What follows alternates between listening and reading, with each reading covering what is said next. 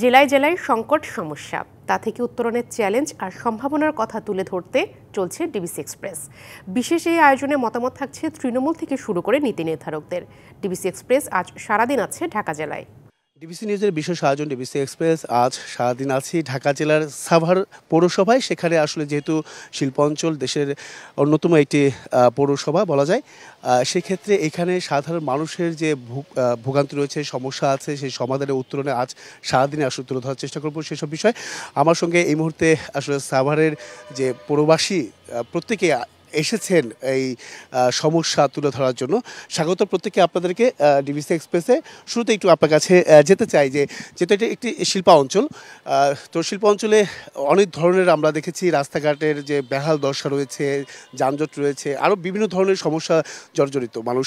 আপনার কাছে কি মনে হয় কোনটা গুরুত্বপূর্ণ বলে মনে করছেন? ধন্যবাদ ডিবিসি নিউজকে। সাভার পৌরসভা একটি অপরিকল্পিত নগরী।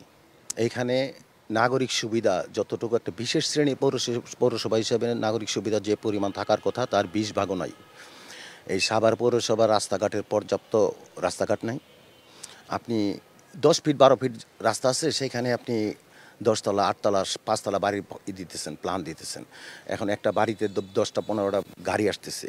এই গাড়ি ধারণ করার মতো রাস্তা সাভার পৌরসভায় নাই। আপনার একটা আধুনিক পৌরসভায় একটা নাগরিক সুবিধার জন্য একটা পার্ক থাকার কথা, খেলাধুলার মাঠ থাকার কথা, পৌরসভার নিজস্ব কবরস্থান থাকার কথা, পৌরসভার নিজস্ব চিতা ব্যবস্থাপনা থাকার কথা। আরও অনেক সুযোগ সুবিধা আছে যেগুলো এই শহরের মানুষ পায় না। সানবিট সব দিবে সামাল। সানবিট ম্যাজিক প্রেস ডিশওয়াশিং এর মাথা ঘোরানো সলিউশন। আমরা একটা সময় দেখছি এখানে কাজ হয়েছে, কিন্তু পর্যাপ্ত কাজ হয় না এবং কাজের মান খুব নিম্ন শ্রেণীর ছিল, যা 1 মাস 2 মাসের ভিতরেই নষ্ট হয়ে যাচ্ছে। তো আমরা এই সাভার পৌরবাসী, আমরা সাভার পৌরসভাকে এমন অবস্থা দেখতে চাই, এখানে ঢাকার পরবর্তীতে সাভারের অবস্থান, এখানে সব কিছু পরিকল্পনা মাফিক হোক। আগামীতে এই সাভার পৌরসভার উন্নয়নমূলক যেসব কাজগুলো করা দরকার তা যেন সরকার নিশ্চিত করে।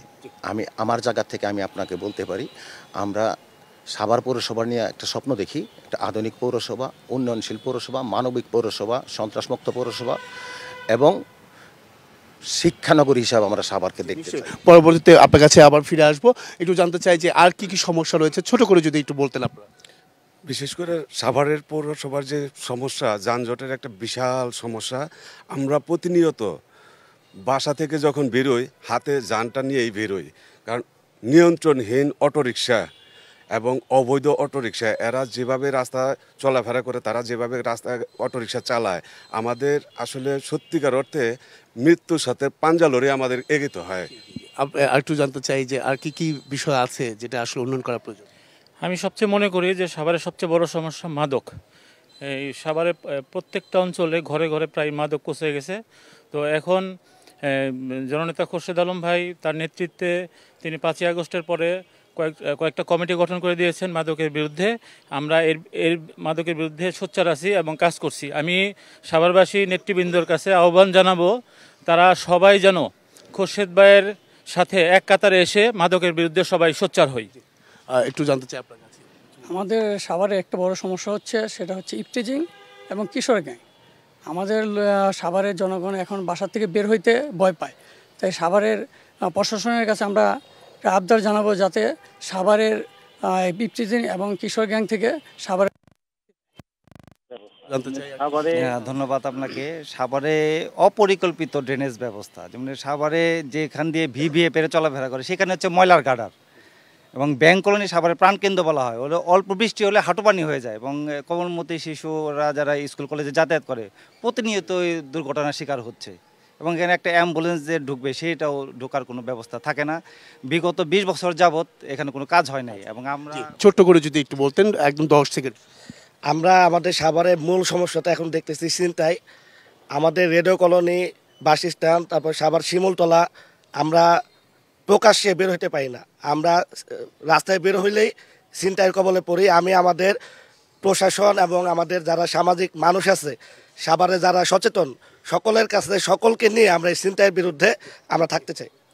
অসংখ্য ধন্যবাদ আপনাদেরকে এতক্ষণ আমাদের সঙ্গে যুক্ত থাকার জন্য। পরবর্তী সংবাদ দুপুর 2টায় থাকছে ভিন্ন কোনো জায়গা থেকে আসলে সাধারণ মানুষের যে ভোগান্তি বা দুর্ভোগ সেসব বিষয় তুলে ধরার চেষ্টা করব। সঙ্গে থাকুন ডিবিসি এক্সপ্রেসের।